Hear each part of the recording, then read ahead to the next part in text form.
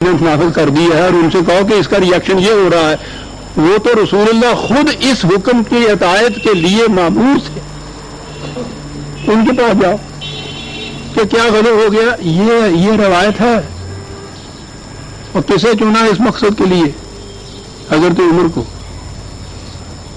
ان کی کیفیت یہ بتاتے ہیں کہ وہ گیہوں کی روٹی نہیں کھاتے تھے، جو کی روٹی کھاتے تھے. جب کہا گیا کہ کیوں نہیں گیہوں کی روٹی کھاتے، کہنے لگے کہ مملکت میں جس دن ہر فرد کو گیہوں کی روٹی ملے گی، عمر اس دن گیہوں کی روٹی کھائے گا. اسے چنا گیا ان سرمایہ داروں کے ریپریزنٹیٹو کی حیثیت سے کہ حضور رسول اللہ کے پاس جا کے ہمارا کیس پلیڈ کریں اور کہیں کہ اس میں سے کوئی راستہ بتائیے، ہم تمہارے گئے. معاذ اللہ معاذ اللہ. اور وہ بھی چلے گئے. عمر جیسا شخص.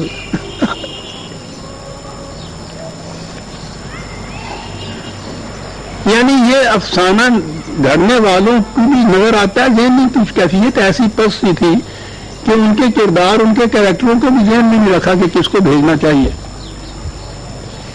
انہوں نے کہا ہوا نا کہ حضرت عثمان غنی تھے، ان کے پاس بہت دولت تھی، اگر انہیں بھیجتے تو کوئی بات سمجھ میں فٹ ان ہو جاتی ہے اس افسانے کے اندر. یہ کریکٹر، وہ حضرت عمر کا کریکٹر فٹ ان ہی نہیں ہوتا. ان کو بھیجا، لیکن وہ بھیجا اس لیے کہ وہ عجیب قسم کا ایک کردار بنایا ہوا ہے انہوں نے حضرت عمر کا، کہ بات کے اوپر وہ ڈانٹتے ہیں. معاذ اللہ معاذ اللہ. اور جب وہ ڈانٹتے ہیں تو خدا کی طرف سے اس کے مطابق وہی نازل ہو جاتی ہے جیسے عمر کہتا ہے. معاذ اللہ.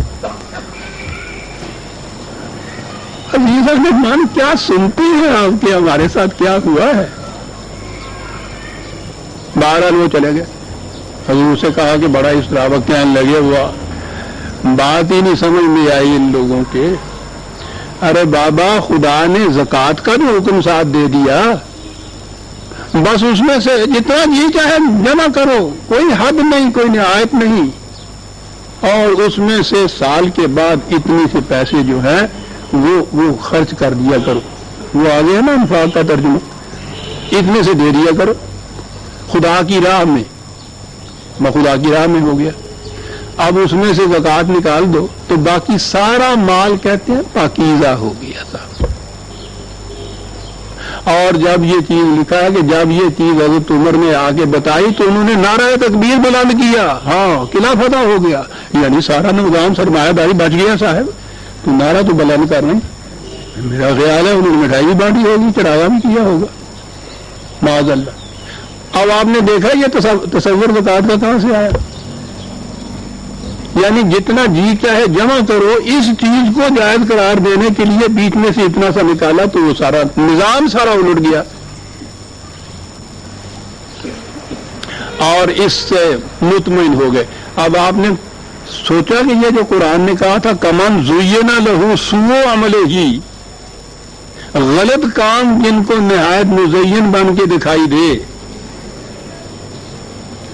ہے نا 1000 برس سے اس میں ہم چلے آ رہے.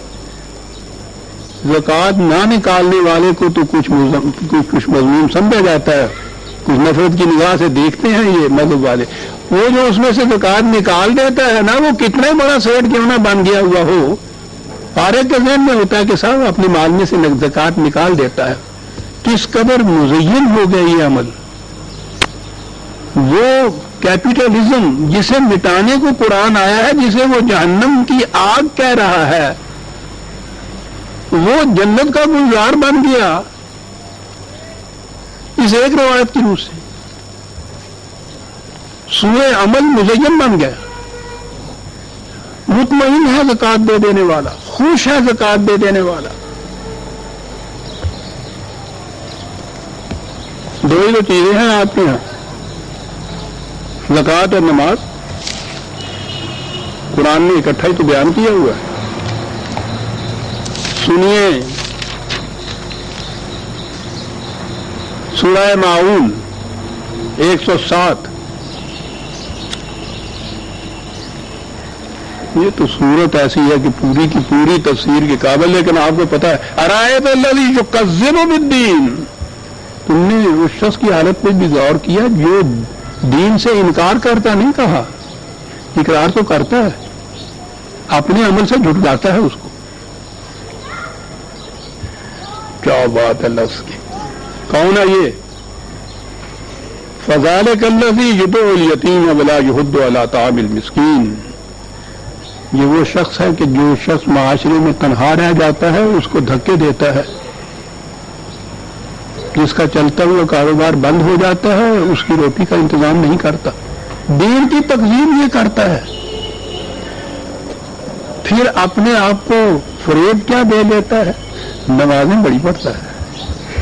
فویل للمصلین الذین هم عن صلاتهم ساہون، تباہی ہے ان نمازیوں کے لیے، بے نماز کے لیے تو یہاں بات ہی نہیں کہی، تباہی ہے ان نمازیوں کے لیے کہ جو نماز کی غرض و غایت اور مقصد کو تو نہیں جانتے، الذین هم عن صلاتهم ساہون، اس کو تو انہوں نے فراموش کیا ہے، الذین هم یراؤون، اور یہ جو محسوس حرکات و سکنات ہیں نا، کانوں تک آواز لے جاؤ، ہاتھ یہاں باندھو، رکوع میں یوں جاؤ، سجدہ یوں اس طرح سے کرو، سارا زور اس پہ دیا جاتا ہے، کہنے کا اس کو نماز سمجھتے ہیں صلاۃ، اور صلاۃ کی غایت جو تھی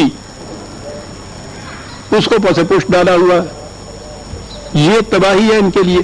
کہا کیا کرتے ہیں یہ، یمنعون الماعون، اس رزق کو جو بہتے پانی کی طرح رہنا چاہیے تھا بند لگا کے اپنے لیے روک رکھتے ہیں۔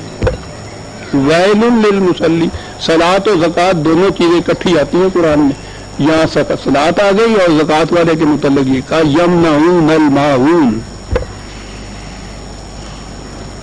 بڑا صاف تھا یہ یہاں سے کیسے نکل سکتے تھے حاجی صاحب، نکلنے کی راہیں ہزار، کوئی بڑے سے بڑا اچھے سے اچھا آپ قانون بنائیے، وہ قانون بنا رہے ہوتے ہیں قانون دان، اور قانون توڑنے والے یہ سوچ رہے ہوتے ہیں کہ اس میں سے نکلنے کی راہیں کون سی ہیں۔ بنا دیا اللہ میاں نے یمنعون الماعون، بالکل سیدھا، کوئی قرآن شریف اٹھا کے دیکھیے، اس کا ترجمہ ملے گا کہ روزمرہ کے استعمال کی چیزوں کو مانگے سے نہیں دیتے، نہیں پین گلابی ہے ذرا چھاننی تھی اپنی دے نہیں، میں نہیں دے دی، چل بھی تقریب دین ہو گئی، یہ دے دی تھی انہیں چھاننی، اطاعت خداوندی ہوگی، اب بھائی ذرا سائیکل دینا، میں نے وہاں تک جانا ہے۔ یمنعون الماعون کا ترجمہ کوئی قرآن اٹھا کے دیکھیے، اس میں لکھا ہوا ہوتا ہے روزمرہ کے استعمال کی چیزیں مانگے سے نہیں دیتے، دین مانگے سے دے دے دو۔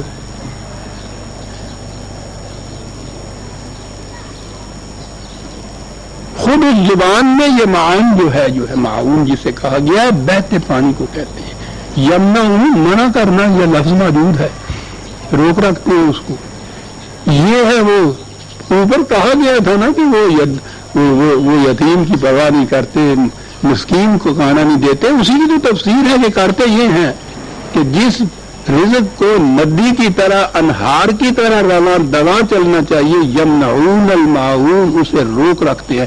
اب یہ روک رکھنا تو بہت قابل نفرت بھی ہے اور ویسے بھی نظر آتا ہے کہ قرآن کی تو منشا کے خلاف ہے، تو یہ مزین کیسے بنا؟ مزین ایسے بنا کہ روک رکھو جتنا جی چاہے، سال کے بعد 2.5% اس میں سے دے دو تم، یہ ہوگی زکوٰۃ۔ اور اب ہمارے ہاں جو احیاء ہو رہا ہے اسلام کا، اس میں تو اور بھی یہ چیز پرلطف ہو گئی ہے۔ اس میں آپ کو تو معلوم ہی ہوگا جن کا کٹتا ہے، زکوٰۃ اس میں کاٹی جاتی ہے وہ اماؤنٹ لوگوں کا جو ایسی شکل میں جمع ہے جس پہ انٹرسٹ یا سود ملتا ہے، یعنی بینک کے اندر آپ کا فکس ڈپازٹ جو ہے اس پہ انٹرسٹ ملتا ہے، سیونگز کے اندر آپ کو انٹرسٹ ملتا ہے، نیشنل سیونگ کے سرٹیفکیٹس کے اوپر آپ کو انٹرسٹ ملتا ہے، ان اماؤنٹس پہ جس پہ گورنمنٹ خود سود دیتی ہے، وہ انٹرسٹ یا سود جسے قرآن نے اعلان جنگ کہا ہے خدا اور رسول کے خلاف، جس اماؤنٹ کے اوپر یہ انٹرسٹ یا سود ملتا ہے اس میں سے وہ زکوٰۃ کاٹتے ہیں، جس میں انٹرسٹ نہیں ملتا نا اس پہ نہیں کاٹتے، کرنٹ اکاؤنٹ پہ نہیں کاٹتے، تو زکوٰۃ تو یہ ہو گئی۔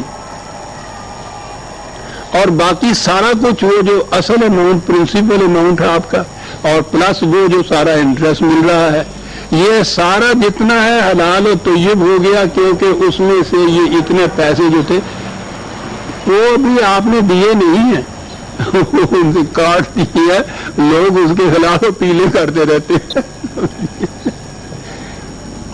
یہ ہو گئی زکوٰۃ، وہ ہو گئی صلاۃ۔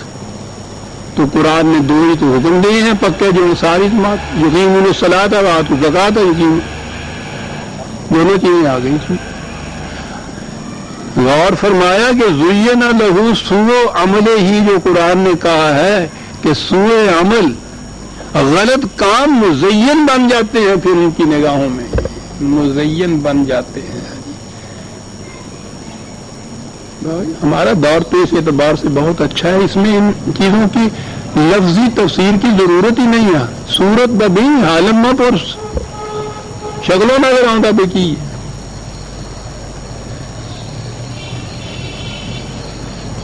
قرآن نے کہا کہ یہ جہاں بھی قرآن نے یہ کہا ہے، یہ اس کو نہر سے تشبیہ دی ہے قرآن نے۔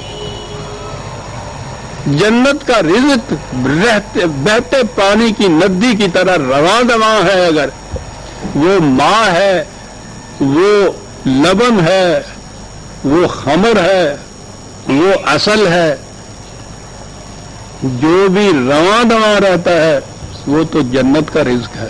جہاں بند لگا آپ کے یہاں کا اور اس کے بعد اسی پانی کے اندر بگاڑ پیدا ہوا، جہنم کا بن گیا۔ اگلی آیت میں ہے وَمَغْفِرَةً مِّن رَبِّهِمْ، وہ اصل کا کہا ایک تو یہ وہ اوپر تھے نا، دو بتائے، ایک وہ جو سیدھی راہ پہ چلا جا رہا ہے، دوسرا جس کو یہ اس کے غلط کام اچھے بن کے دکھائی دے رہے ہیں۔ تو جو سیدھی راہ پہ جاتا ہے وہ تو اس جنت کے اندر ہے، اور دوسرا کمن ہوا خالد فی النار، دوسرا وہ کہ جو جہنم میں زندگی بسر کرتا ہے، وہاں بھی اسے پانی ملتا ہے کس قسم کا، وَسُقُوا مَاءً حَمِيمًا فَقَطَّعَ أَمْعَاءَهُمْ، پانی تو وہی تھا، جب یہ پیتا ہے تو انتڑیاں کٹ جاتی ہیں اس سے۔ دیکھا وہ جو اوپر کہا تھا کہ وہ پانی جس میں بگاڑ نہیں پیدا ہوا ہوتا، وہ نہر کی شکل میں ہو تو پھر وہ رہتا ہے ایسا۔ یوں ہی بند لگایا ہے آپ نے، وہی پانی ممد حیات کی بجائے وہ ممد مرگ بن گیا، مرگ آفرین ہو گیا، انتڑیاں کٹ گئی، موت واقع ہو گئی۔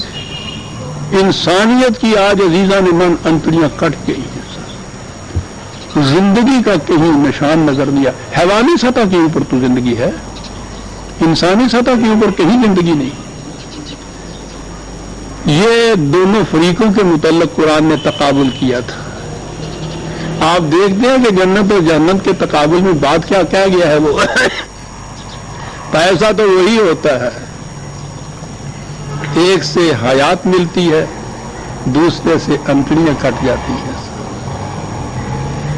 یہی جنت اور جہنم کی زندگی، وہاں کیسے ہوگی یہ تو وہاں کی بات ہے، اور یہاں تو ہمارے سامنے جو کچھ ہو رہا ہے سب حیات اور رزق جو ہے وہ تو کہیں نظر نہیں آتا۔ مرگ آفری جو ہے وہ آج ساری دنیا کے اندر ہے۔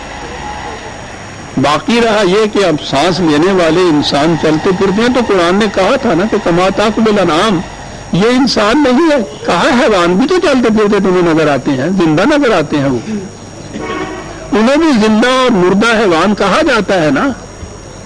تو کہا یہی زندگی کا اشتراک ہے جو اس قسم کے معاشرہ کے انسانوں میں اور حیوانوں میں ہوتا ہے۔ ایک زندگی وہ ہے جو قرآن نے کہا ہے، استجیبوا للہ وللرسول اذا دعاکم لما یحییکم، او چلتے پھرتے حیوانوں، آؤ خدا اور رسول کی اس دعوت کے اوپر لبیک کہو، جو تمہیں وہ چیز دے گا جس سے تمہیں زندگی مل جائے گی۔ زندہ انسانوں کو کہا جاتا ہے آؤ۔ دیکھا زندگی اور زندگی میں فرق، یہ ہے عزیزان من، دونوں میں فرق۔ آیتیں تو دو ہی آج ہوئی، لیکن بات بڑی اہم تھی، وہ آ گئی۔ سورہ محمد کی آیت 15 تک ہم آ گئے عزیزان من، اور 16ویں آیت سے ہم آئندہ لیں گے۔ ربنا تقبل منا انک انت السمیع العلیم۔ شکریہ۔